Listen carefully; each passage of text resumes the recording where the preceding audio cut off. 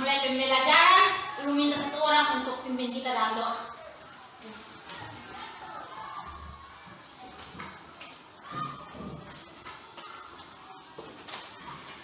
Marilah kita berdoa, Ibu Guru dan teman-teman. Terima kasih Tuhan atas pertolongan-Mu dan bimbingan-Mu sepanjang hari. Dan hari ini Tuhan, kami akan melalui belajar hingga kami kerjakan sesuai dengan kehendak-Mu. Inilah doa yang singkat, hanya di dalam nama Nabi Yesus Kristus kami berdoa kepada Bapa di surga. Amin. Terima kasih buat Mari yang sudah memimpin kita dalam doa. Ibu akan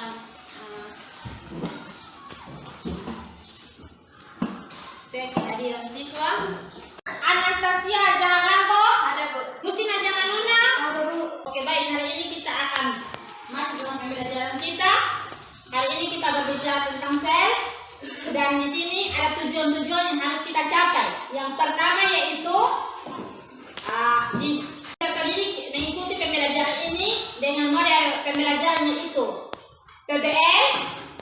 Peserta didik diharapkan harus dapat menganalisis komponen kimia penyusun sel dengan baik. Yang kedua, menganalisis struktur dan fungsi bagian-bagian sel dengan baik. Dan yang ketiga, menganalisis keterkaitan antara struktur, fungsi, dan proses yang berlangsung di dalam sel dengan baik. Oke, dari tujuan yang ada, Ibu mau bertanya, apakah kalian pernah melihat sebuah bangunan? Pernah Bu. Oke. Jikalau kalian pernah melihat sebuah bangunan, kira-kira kalau bangunan itu bisa berdiri kokoh, itu dia harus bagaimana? Dia pasti perlu bahan-bahan, perlu campuran dari setiap bahan-bahan baru bangunan itu bisa berdiri kokoh ya? Ya Bu. Di mana dalam campuran itu kira-kira bahan-bahan apa saja yang dicampur di dalamnya? Pasir, Semen. air, Batu. Oke, baik. Terima kasih buat jawaban daripada anak-anak. Benar bahwa rumah itu bisa berdiri kokoh jika ada campuran daripada batu, semen, pasir, dan air ya? Ya Bu. Begitupun dengan pembelajaran kita hari ini. Kita berbicara tentang sel. Sel itu adalah unit terkecil daripada makhluk hidup ya. Tanpa sel tidak ada yang namanya kehidupan. Ini adalah video pembelajaran daripada sel tumbuhan dan sel hewan. Bisa lihat? Bisa Bu. Di sini sel merupakan unit terkecil daripada makhluk hidup.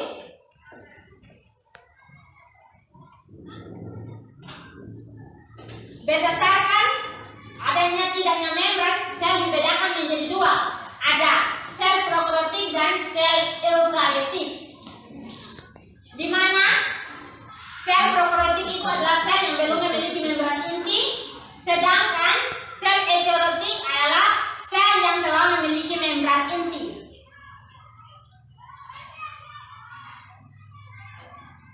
Misalnya pada struktur sel tumbuhan dan sel hewan. Sel dapat melakukan fungsi di dalam tubuh kehidupan. Dia memiliki tiga bagian utama, yaitu yang pertama adanya membran sel yang berfungsi melindungi bagian-bagian sel dan sebagai jalan untuk pertukaran zat di dalam sel. Yang kedua yaitu inti sel atau pusat pengendali kegiatan di dalam sel. Yang berikut adanya sitoplasma. Sitoplasma itu dia berupa cairan yang terdapat beberapa organel sel. Misalnya yang pertama mitokondria berfungsi sebagai penghasil energi.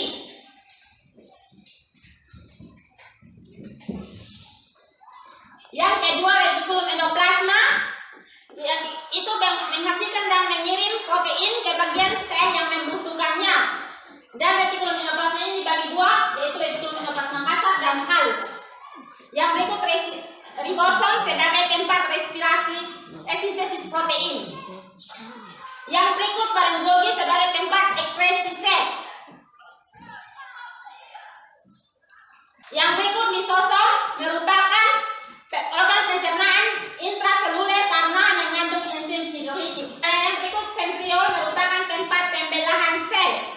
hanya terdapat pada sel hewan yang bentuk kapula atau sebagai tempat penyimpanan cadangan makanan ada di tumbuhan dan hewan, sedangkan pada tumbuhan itu ukurannya besar, sedangkan pada hewan ukurannya kecil. Perbedaan antara sel tumbuhan dan sel hewan, di mana sel hewan itu dia hanya memiliki sentriol dan lisosom, sedangkan pada sel tumbuhan itu memiliki vakuola, dinding sel, dan plastida. Oke, demikian video yang dapat Ibu bagikan. Mungkin dari video ini kalian dapat menyebutkan atau mengetahui komponen-komponen kimia penyusun sel pada tumbuhan.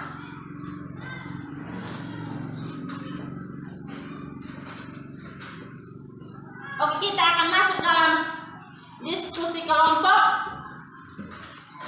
Ibu akan bagikan kelompok. Ada kelompok yang berjumlah 5 orang dan ada yang 6 orang ya. Oke, kita duduk per kelompok.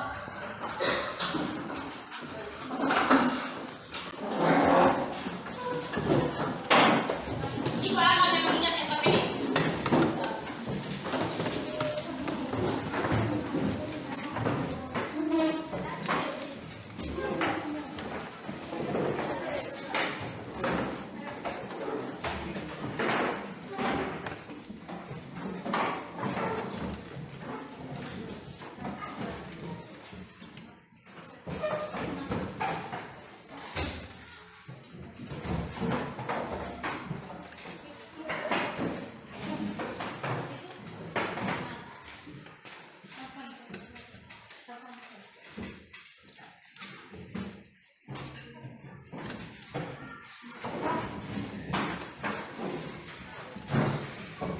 Oke, ini ada LKPD yang kalian harus kerjakan. Di mana dalam LKPD ini dari referensi yang ada atau buku pelajaran yang kalian yang ada pada tangan kalian, kalian dapat menjawab setiap pertanyaan di dalam LKPD ini ya. Dan melengkapi setiap kolom-kolom kosong yang ada di dalamnya dengan bagian-bagian sel ya. Iya, Bu. Oke.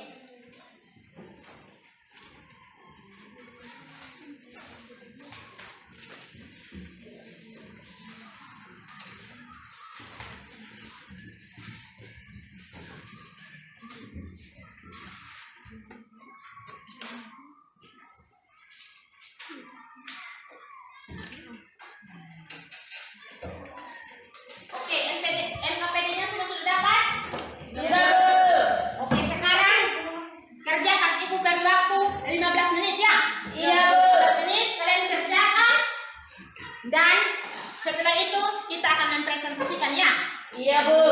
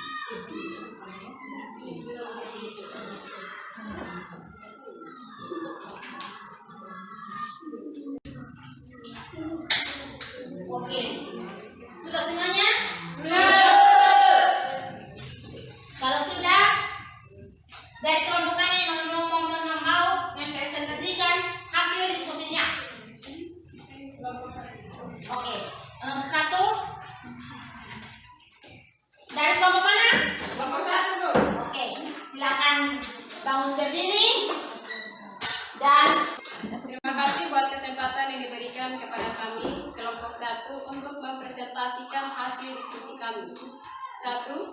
Tubuh tumbuhan bersifat kaku karena sel tumbuhan memiliki dinding sel yang terdiri atas selulosa. 2. Berikut ini merupakan dinding sel. Bagian-bagian dinding sel terdiri dari 1. Membran plasma, 2. Hemiselulosa, 3. Mikrofibril selulosa, 4. Pektin. 3.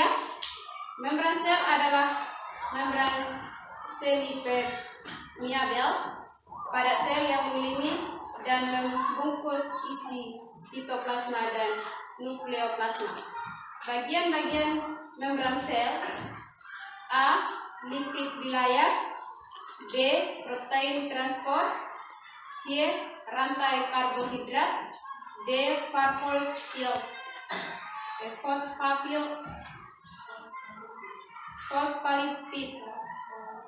Fosfolipid, E. Protein. Demikian pemasaran hasil diskusi kami.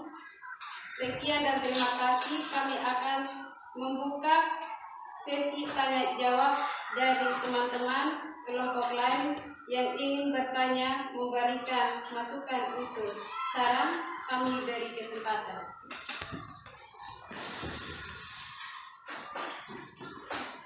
Saya dari kelompok 4 mau bertanya, apa itu selulosa?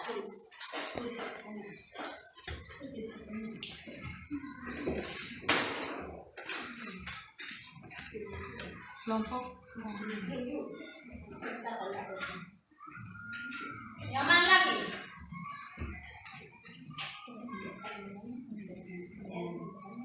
Masih ada lagi yang bertanya? masih ada.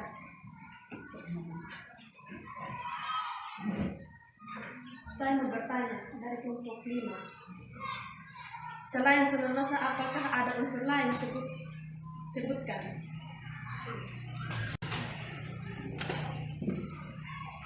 Sudah, ini dua ada lagi. Kami dari kelompok 2. Kami mau bertanya, mengapa membran sel bersifat semi-permeabel?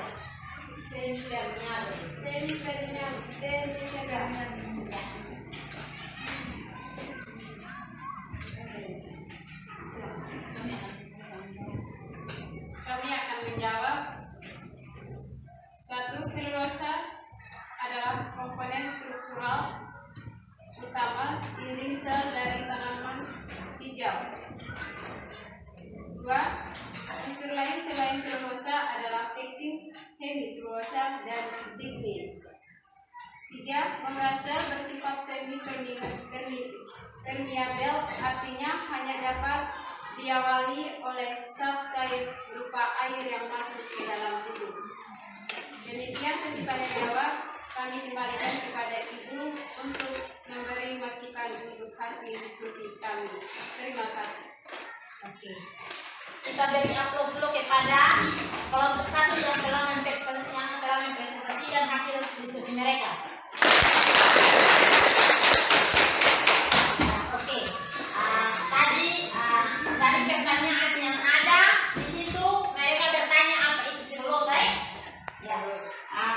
Selulosa itu dia terdapat pada hewan, dia sebagai bahan pembentuk dinding sel dan serat tumbuhan. Molekul selulosa merupakan mikrofibrin dari glukosa yang terikat satu sama lainnya membentuk rantai polimer yang sangat panjang. Selulosa merupakan polimer glukosa dengan ikatan B1,4 glukosa dengan rantai lurus dengan rumus kimia yaitu C6H10O5. Ya, ini merupakan rumus kimia daripada selulosa ya. Iya, Ya. Bu. Ya. Yang kedua tadi pertanyaan unsur-unsur selain glukosa ya. Ya, Bu. Pada tumbuhan dinding sel sebagian besar terbentuk dari polimer karbohidrat yaitu ya adanya pektin, selulosa, hemiselulosa dan lignin. Dan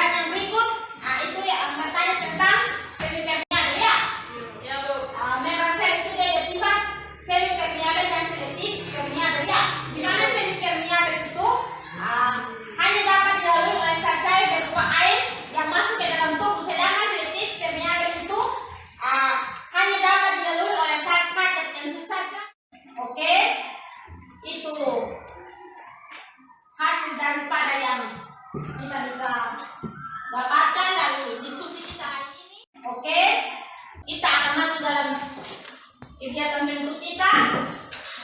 Di sini Ibu mau bertanya, kira-kira dari kalian selama proses pembelajaran dari awal hingga saat ini, siapa yang dapat menyimpulkan pembelajaran kita hari ini? Saya, Bu. Silakan. 1. Komponen kimia penyusun sel ada 3 bagian, yaitu protein, air, dan karbohidrat. 2. Struktur dan fungsi sel. Struktur sel ada 2, yaitu struktur sel prokaryotik dan eukaryotik. 3. Menganalisis struktur, fungsi, dan proses memiliki keterkaitan karena sel merupakan kesatuan struktural dan fungsional makhluk hidup. Terima kasih. Oke, baik. Terima kasih buat Mari yang telah menyimpulkan bagi kita proses pembelajaran kita hari ini. Ya, betul. Bahwa komponen kimia sel itu adanya protein, karbohidrat, dan air ya. Tapi di sini komponen kimia sel ini ada terbagi menjadi 2. Ada itu senyawa organik dan senyawa anorganik. Di mana senyawa organik ini terdiri dari karbohidrat, lemak, protein, dan asam nukleat. Sedangkan senyawa anorganik itu berupa air, vitamin, dan mineral. Di mana struktur sel dan fungsi sel itu pada bagian kedua itu struktur sel ini ada terbagi, ada beberapa bagian, ada sel prokaryotik, eukaryotik, di mana di dalam sel eukaryotik ini ada 3 komponen inti, 3 komponen utama yang menyusunnya. Ada itu membran sel, ada itu inti sel, dan sitoplasma ya. Sedangkan di dalam sitoplasma ini ada organel-organel yang tersusun di dalamnya, yaitu membran sel itu dia berfungsi melindungi bagian-bagian sel yang ada di dalam sitoplasma itu tempat dia berupa cairan yang dapat yang terdapat organel-organel di dalamnya. Inti sel itu merupakan pusat di mana mengatur segala kegiatan sel di dalamnya. Ada dinding sel yaitu memberi bentuk tubuh pada sel tumbuhan.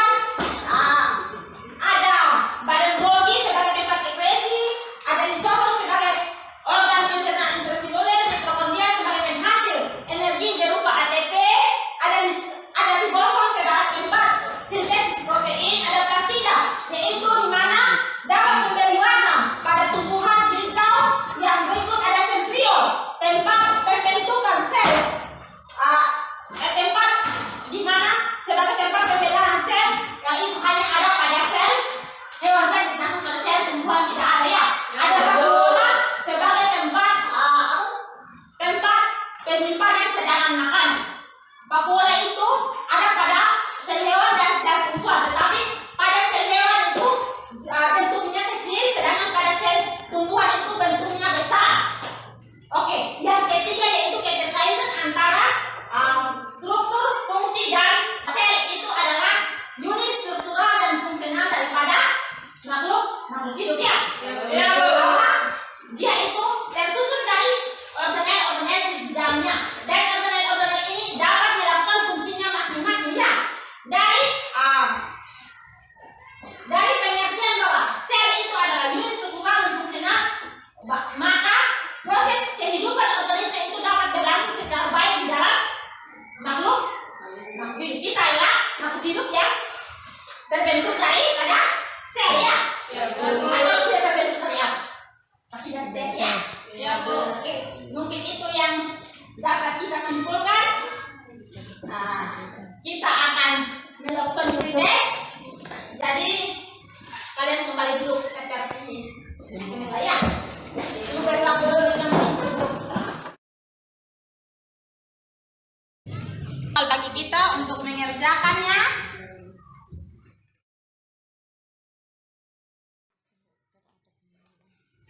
Oke ya, kalian kerjakannya.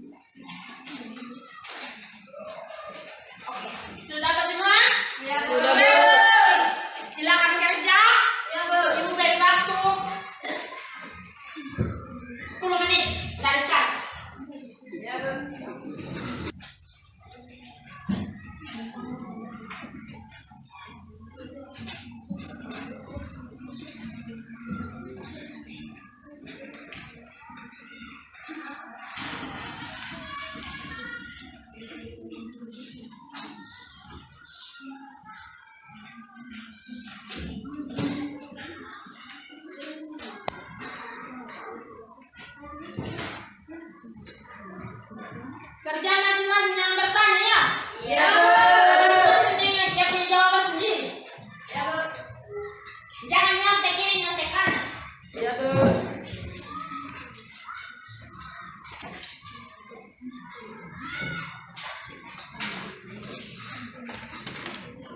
Oke, sudah semuanya?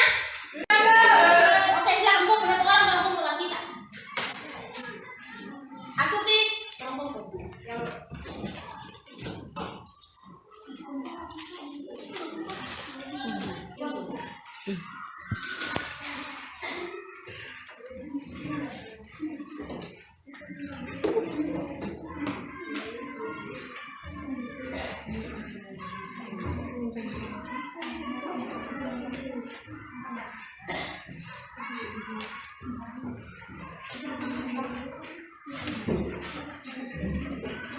Oke, sudah semuanya? Semua sudah kumpul? Oke, baik.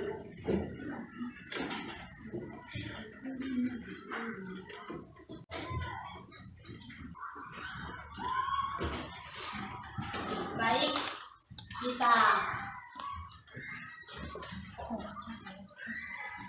akan menutup setiap rangkaian 3 minggu hari ini, tapi untuk pembelajaran minggu depan materi tentang jaringan ya. Ya. Dan sebelum menutup kegiatan kita hari ini, aku minta satu orang untuk memimpin kita dalam doa. Doa penutup.